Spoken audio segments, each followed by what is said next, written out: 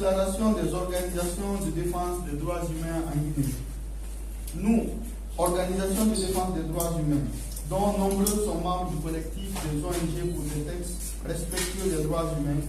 suivons avec beaucoup de préoccupation la restriction de l'accès aux réseaux sociaux et le brouillage des fréquences des radios Prime FM, Dioma FM depuis le vendredi 24 novembre 2023 et Espace FM le mercredi 29 novembre 2023.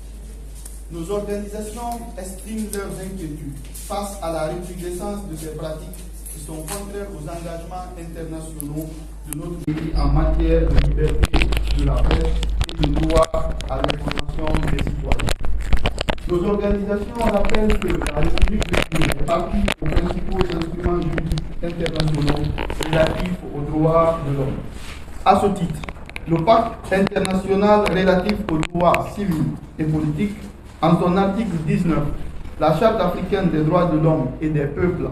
en son article 9, et la Charte de la transition, en ses articles 19 et 23,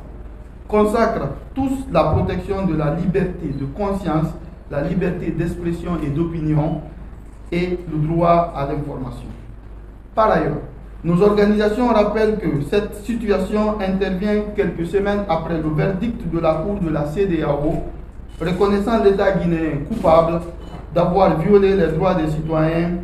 à la liberté d'expression et à l'accès à l'information suite à la coupure d'Internet et aux restrictions de l'accès aux réseaux sociaux en 2020. Aussi, lors de son dernier passage à l'examen périodique universel du Conseil des droits de l'homme des Nations Unies, la Guinée a reçu et a accepté cette recommandation, l'encourageant à garantir la liberté d'expression.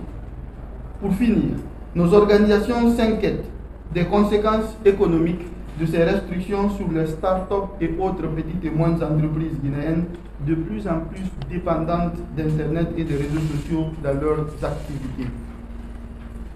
Ainsi, nos organisations appellent les autorités guinéennes à mettre fin à ces restrictions qui violent les engagements de notre pays en matière de droits de l'homme et portent atteinte à notre économie numérique naissante, à identifier et sanctionner les responsables du blocage des plateformes de réseaux sociaux et le brouillage des fréquences des radios,